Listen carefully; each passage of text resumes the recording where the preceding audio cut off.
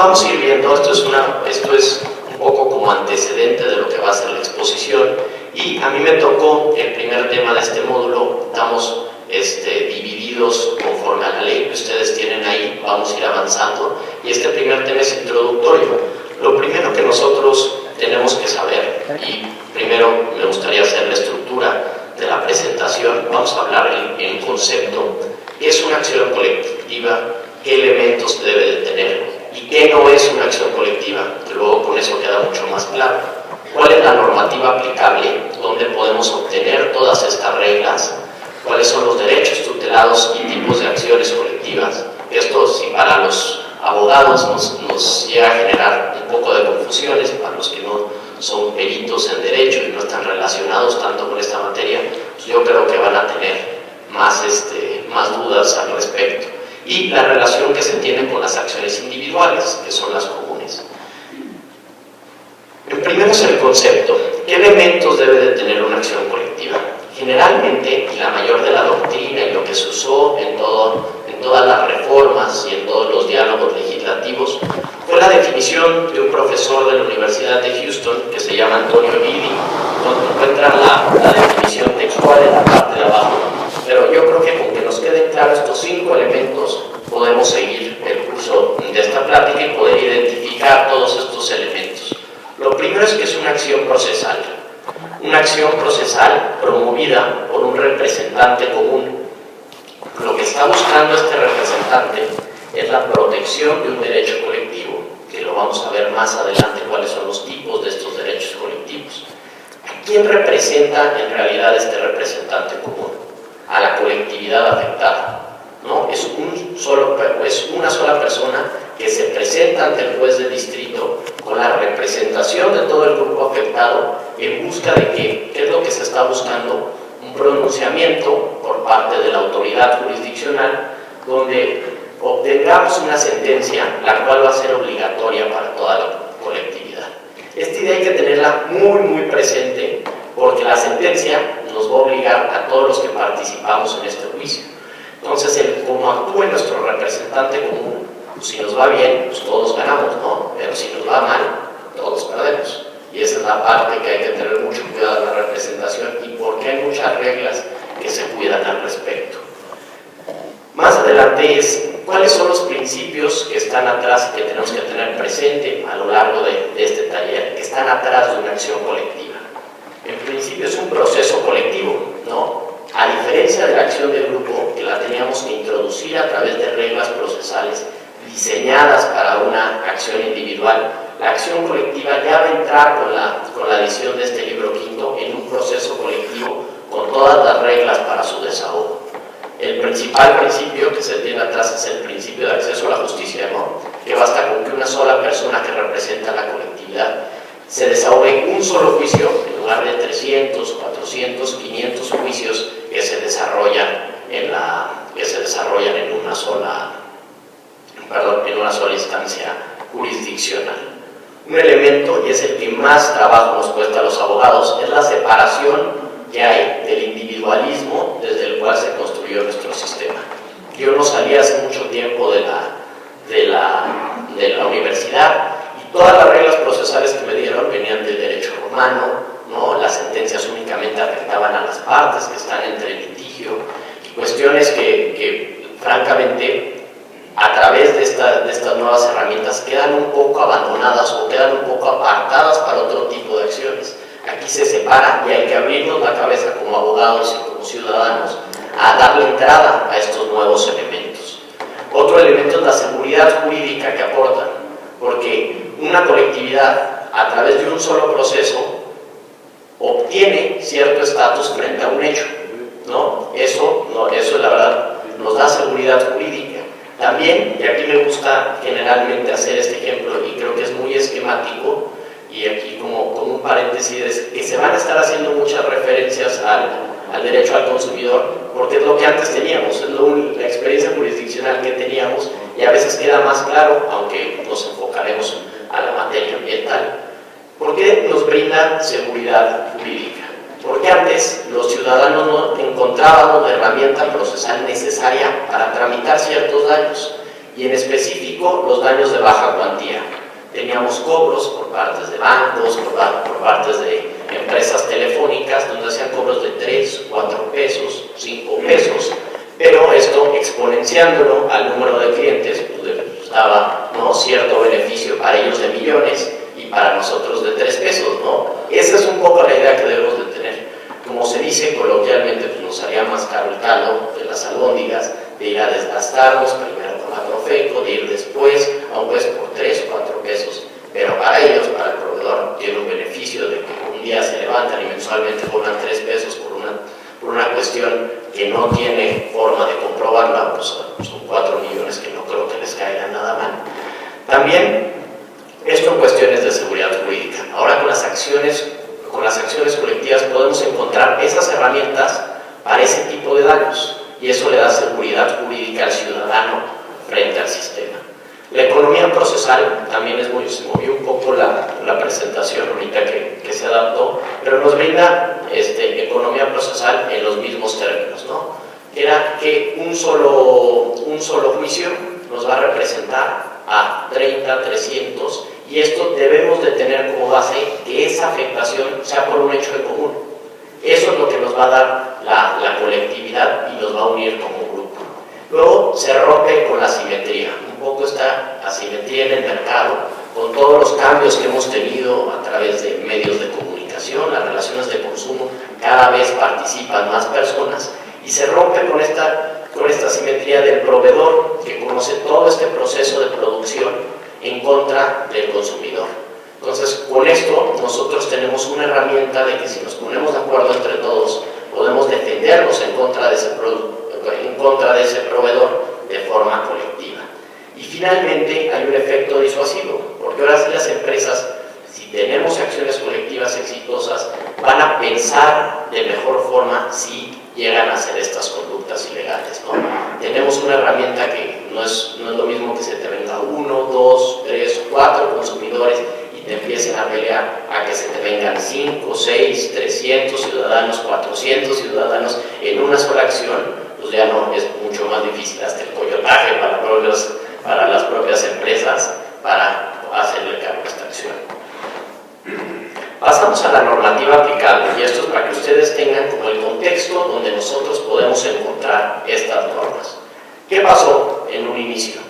El constituyente decide agregarle un tercer párrafo, ustedes tienen el decreto ahí en sus folders, un tercer párrafo al artículo 17.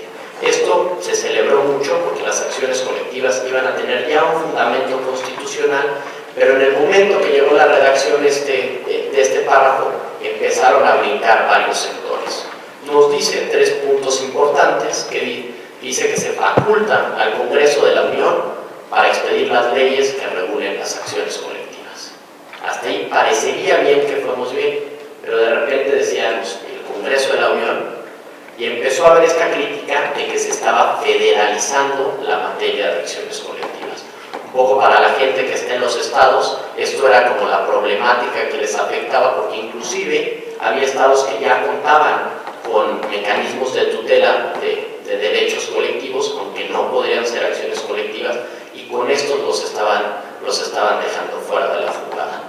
También esto en los procesos de reforma, que uno de los expositores participó en ellos, había la queja, y más porque el ejemplo que nosotros teníamos siempre presente era de las class actions gringas, de una figura que en Estados Unidos se conoce como forum shopping, que como todos los estados tienen legislaciones diferentes y hay empresas que tienen presencia en todo el territorio de Estados Unidos, aprovechan la legislación más laxa del estado para ir a demandar a esa empresa.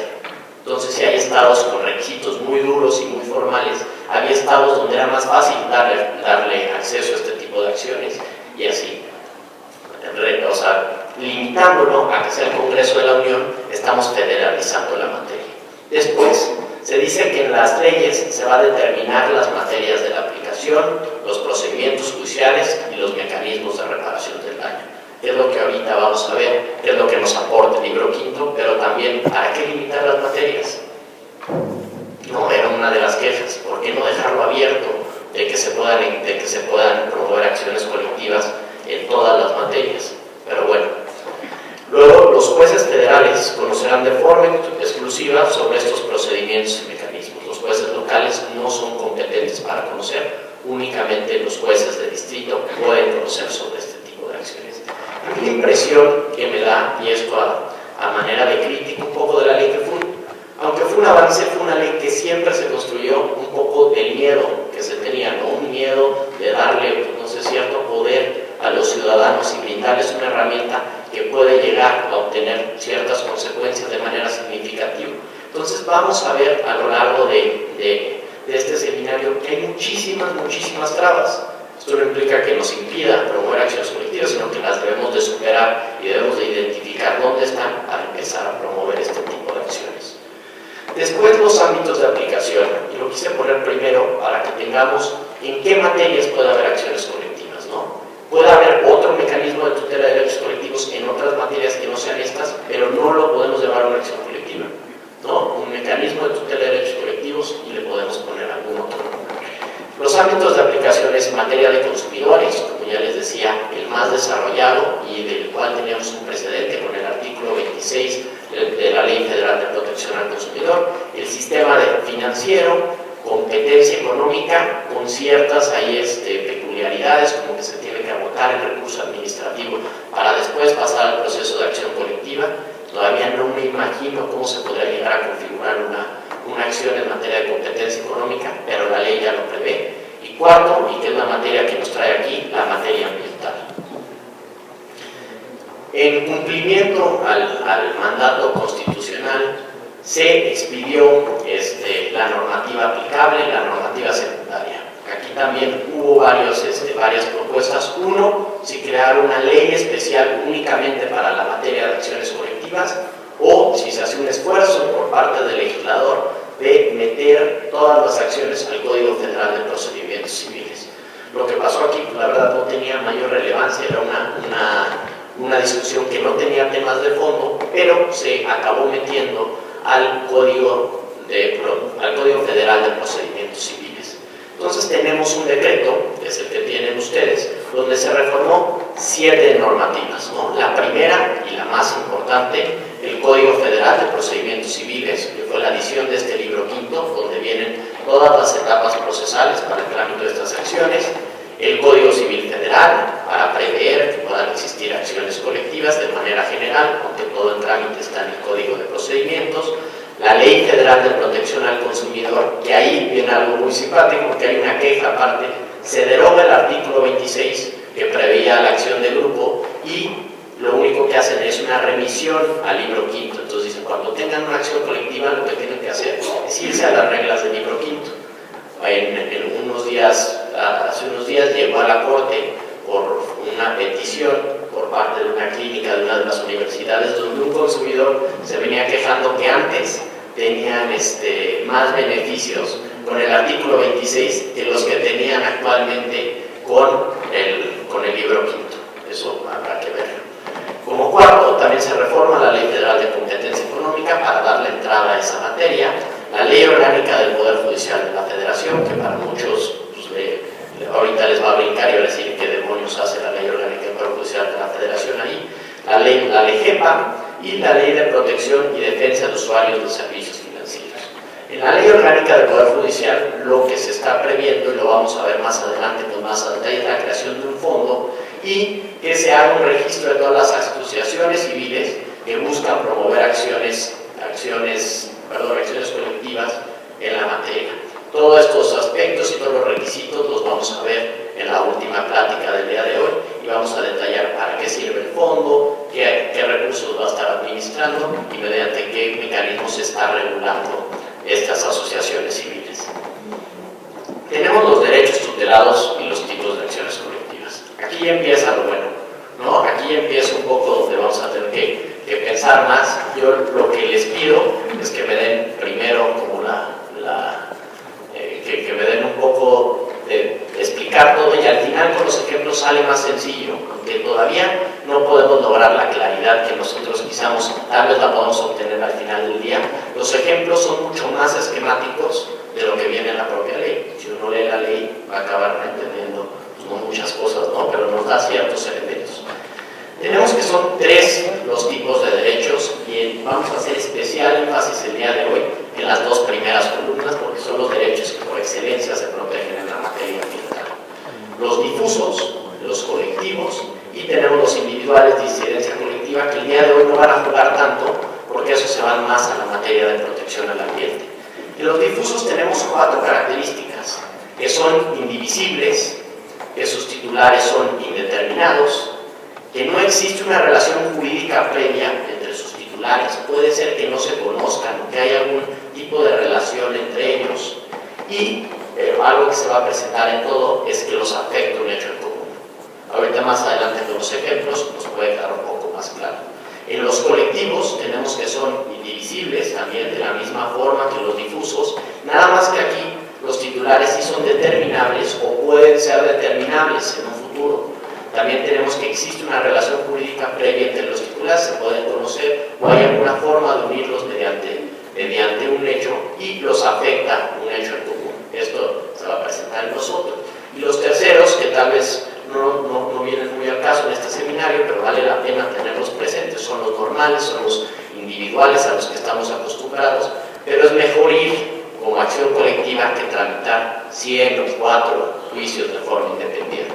Estos son divisibles, sus titulares al igual, son determinados o determinables, los existen, y existe una relación jurídica previa entre los titulares, y los afecta un hecho común. Insisto, esto ahorita puede quedar más claro. La ley prevé algo novedoso, que tal vez no se había pensado en un principio, pero a cada tipo de derecho corresponde un tipo de acción. Entonces tenemos que a los difusos le va a corresponder la acción difusa, a los colectivos la acción colectiva en sentido estricto y a los derechos individuales de incidencia colectiva una acción individual homogénea. Las propias definiciones nos los da la propia ley y ahorita vamos a ver unos ejemplos. Pero primero es qué se busca con este tipo de acciones, ¿no? Y los difusos, pongo el ejemplo ahí de a partir de un daño ambiental que nosotros identifiquemos, ¿cuál es la intención de promover este tipo de acción? Uno, tenemos que restituir al estado en que se encontraban las cosas. Es decir, que la afectación causada se subsane y vuelvan a estar al estado en que estaban antes de que se cometiera este daño, ¿no? En caso, y esto es a lo que los abogados llamamos cumplimiento sustituto, que sea de imposible reparación, lo que procedería es una indemnización, la cual no nos va a caer a ninguno de nosotros, de ninguno de los afectados, sino que se va a un fondo, el cual lo va a administrar el Consejo de la Judicatura. Tenemos que tener muy presentes desde, en primer término, la forma de identificar el hecho, y una vez que identificamos el hecho, saber qué es lo que queremos. Si nos hacemos esa pregunta, va a salir más fácil qué tipo de acción promover. Si una difusa, buscando que se reparen las cosas, o si una colectiva, que es la que vamos a ver más adelante. Aquí también, a partir de un daño ambiental, se busca la reparación del daño, pero se va a buscar algo más, sino que se puede llegar a una conducta de hacer o no hacer, obviamente para reparar el daño, pero lo que buscamos es una indemnización a cada miembro de la colectividad. A diferencia de la difusa, que el dinero se va a ir al fondo, en la acción colectiva sí se va a buscar indemnizar a cada miembro de la colectividad afectada. Y ahorita lo vamos a ver con el ejemplo. Las individuales homogéneas, lo que se reclama es de un tercero el cumplimiento de un contrato, es más para relaciones de comercio, para materia de protección al consumidor, y lo que se está buscando es o que se rescinde el contrato o que se haga un cumplimiento forzoso y puede darse paso a una indemnización. Vamos con este ejemplo, les pido una disculpa por las fotos que no son las más aptas y no identifico de la mejor forma los daños ambientales, pero aquí yo imaginé, después vi que había mal hablado, entonces que no era la más precisa, pero que se podría dar una deforestación. Si nosotros teníamos en la primera imagen un bosque, ¿no?, lleno de árboles y eso, y producto de la tala se llega a una cuestión, a una situación de este estado. Nosotros, si lo que buscamos es que este bosque vuelva a estar como en la primera toma, lo que debemos promover es una acción difusa, que se repare ese daño y que se lleven las cosas al estado en que se encontraban. ¿Qué pasa si no se puede? Después me puse a leer un poco más de derecho ambiental y me encontré que existen son los erosionados. Yo creo que aquí es vital que empiece a haber este diálogo como es entre ustedes y nosotros, porque así nos vamos a entender mucho más fácilmente y ustedes nos brindan los elementos para identificar el daño y nosotros les podemos dar la herramienta jurídica. Pero bueno, aquí lo que estamos buscando es que este bosque que se veía ahí vuelva a estar como este bosque, ¿no? Pero aquí partamos de la idea de que ese suelo esté erosionado y es imposible volverlo a sembrar y es imposible que se llegue a estar como en la primera imagen. Aquí lo que se buscaría que se procediera es una indemnización, que se condene al que provocó estas conductas, pero esta indemnización se ve en un fondo al cual ninguno de nosotros vamos a tener acceso, sino es un fondo que lo va a administrar el Consejo de la Judicatura, que tiene como objeto incentivar este tipo de acciones, promover talleres, en algunos casos para pagar honorarios, pero no nos llega un beneficio a nosotros. Como segundo punto tenemos una afectación de un derecho colectivo, ¿no? Donde hay contaminación de una empresa a un río, ¿no? Pongamos que es un río donde hay varias casas a su alrededor, ¿no? Y las personas de esta casa usan esa agua para regar sus cosechas, inclusive para bañarse, para la alimentación y todo. Producto de esta contaminación, las aguas quedan de esta forma en el río y los individuos que viven alrededor de estas casas empiezan a ser afectados, ¿no? Las cosechas se les echan a perder, les empiezan a salir ronchas cuando se bañan, lo contaminan sus alimentos, no sé, los ejemplos podemos poner miles aquí, y empieza a haber esa afectación en contra de esa colectividad. Si lo que buscan los miembros de esa colectividad es que se les repare a ellos el daño y que se les indemnice, lo que procede es una acción colectiva en sentido estricto. Aquí el beneficio sí va para nosotros. Esto va a quedar un poco más claro cuando vayamos avanzando, pero la empresa va a tener primero que reparar ese daño, ¿no? Cesar la contaminación, reparar esas aguas, y entramos al momento en que los afectados sí se van a ir afectados por afectación, y van a decir, bueno, el habitante de la casa 1 presenta, no sé, ronchas en el cuerpo y le echamos a perder su cosecha, ¿no? Entonces procede una indemnización de 50,000 pesos, por decir. La afectación que va a sufrir su vecino puede ser de forma muy distinta, tal vez tiene más hijos, tal vez su cosecha era de diferente, entonces proceda 45,000. Aquí lo que sí estamos logrando es una individualización del daño, o sea, sí le estamos pagando a cada uno la cantidad que corresponde para que subsane este daño. Seguimos con esta, que es la reparación creo que no fui el mejor seleccionando imágenes, porque esta última cena puse. Esta es un poco la imagen de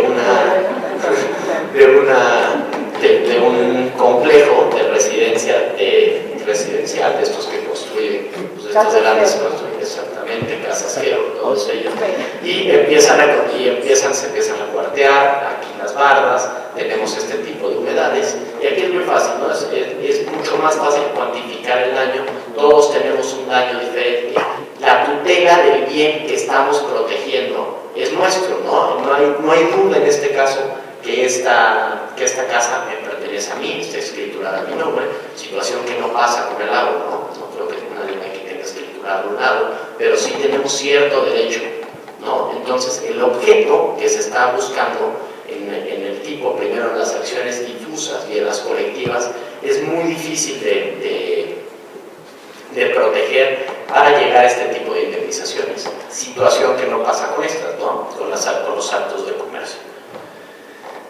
Sigo en esta forma de hacer como el ejercicio de cómo identificar un tipo de acción con otra, ¿no? Una vez que tenemos un poco la idea de este concepto, los derechos que se están tutelando, que los insisto, van a quedar más claros cuando hablemos de legitimación, cuando hablemos de interés.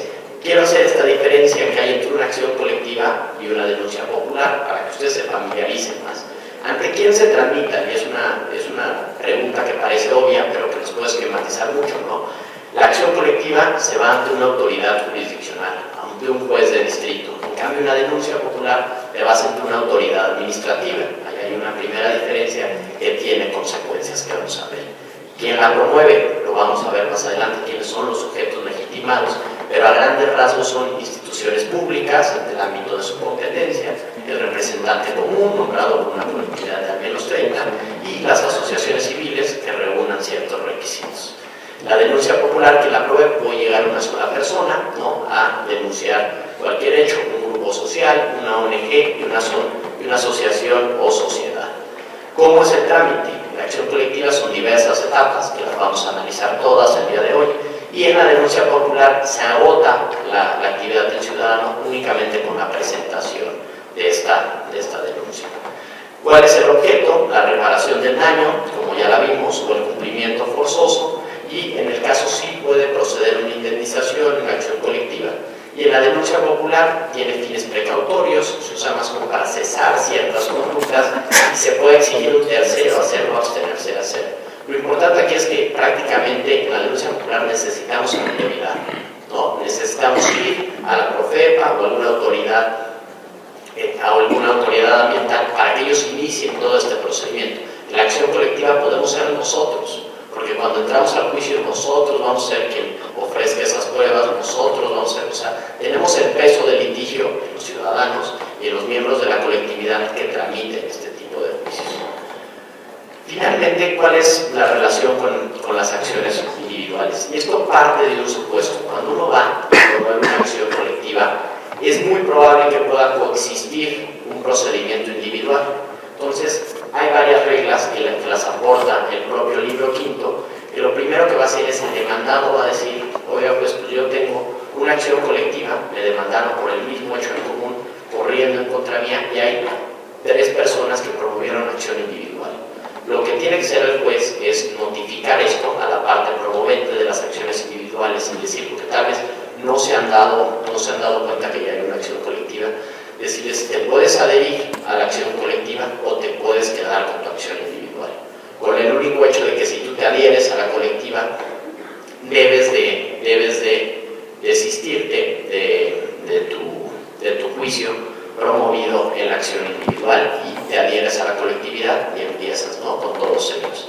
En el caso, y esto se los quise poner porque es un supuesto que pone la ley, en las acciones que tutelen derechos individuales homogéneos, cuando no se da la certificación de la acción, que vamos a ver qué se significa esta certificación, ni se reúnen ni se admite el proceso colectivo, simplemente lo que va a pasar es que van a quedar a salvo tus derechos para poderlos promover por la acción individual. Entonces, esto hasta aquí sería, no, falta la última, y es un poco teniendo todos estos elementos, lo que se buscaba aquí es dar, porque el código no lo da, y yo creo que nosotros, y es una intención, que tal es un objetivo que podemos tener todos el día de hoy, es de construir una definición de acción colectiva en materia de protección al ambiente, ¿no?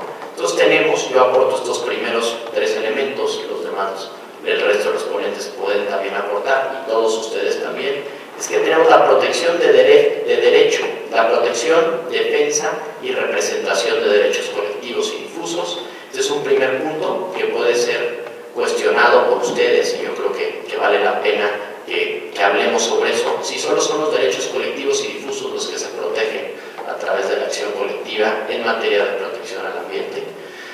Ante jueces del orden federal, esto lo puse, parece una obviedad, pero es para que lo empecemos a identificar de los recursos que se desahogan en sede administrativa. Aquí tenemos que es un órgano jurisdiccional donde sí hay una contradicción de criterios, donde nosotros debemos de participar, y para mí es un mecanismo de acceso efectivo a la justicia ambiental. Esto es otra cosa que se puede cuestionar también, si es efectivo o no es efectivo. Yo aquí le di un calificativo que tal vez ustedes no estén de acuerdo.